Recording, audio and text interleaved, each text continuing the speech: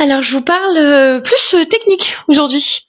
Déjà, je vais vous révéler la couverture, si vous attendez jusqu'à la fin de cette vidéo, de mon prochain roman, One Shoot, broché uniquement. La couverture est ultra lumineuse, mais le livre est un peu plus sombre, en tout cas sur le début, que ce que j'ai pu écrire jusque-là. On rencontre Eliandra, aussi appelée Elia, Alexei et Anastasia. Alexei et Anastasia sont frères et sœurs. Anastasia me fait penser à Alice au pays des merveilles. C'est une petite fille émerveillée de tout, pleine de joie et d'innocence, très gentille, c'est vraiment un amour. Et Alexei, son grand frère, est un peu plus pragmatique, très protecteur envers sa sœur, et il tient à la protéger au maximum. Il prend tous les coups durs pour lui, pour la laisser rêver et être elle-même. Eliandra est une princesse fée qui voit malheureusement son père mourir sous ses yeux dans un accident, mais dont elle se pense responsable. S'ensuit donc une grosse période de dépression, d'envie suicidaire, de difficultés. Donc, bien sûr, si vous êtes sujet à ces sensibles-là, si vous êtes sensible à ces sujets-là, évitez peut-être de le lire, mais mon personnage va beaucoup mieux après, je vous rassure.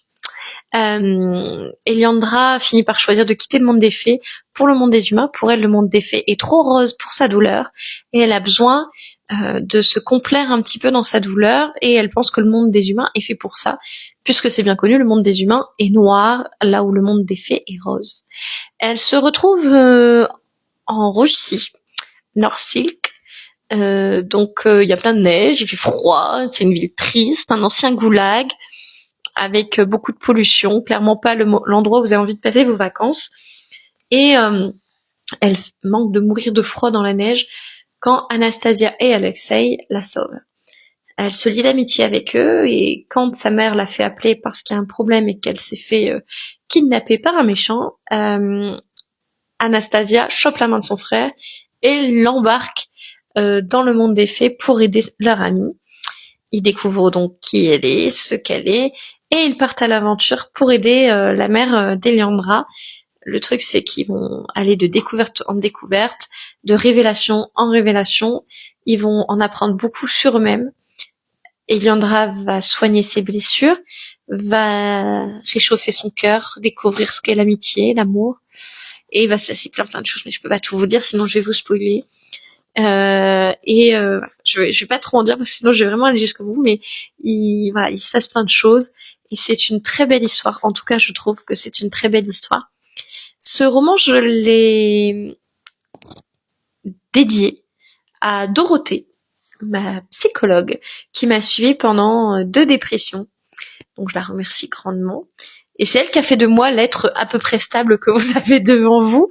Donc voilà, je me suis dit que j'avais quand même déjà dédié mes 4 premiers romans à mes enfants et mon mari, et que là il était peut-être temps de changer. Donc là, pour le coup, c'est pour Dorothée.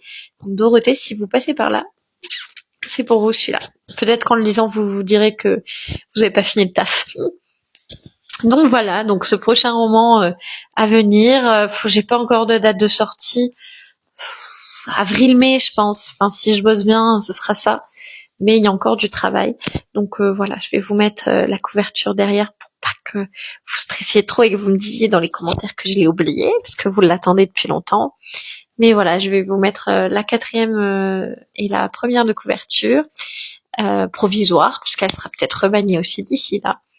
Mais voilà, dites-moi en commentaire ce que vous pensez de tout ça, et si ça vous tente de vous lancer avec moi dans cette nouvelle aventure, en sachant que, comme toujours, ça se termine bien, parce que j'aime bien les histoires qui se terminent.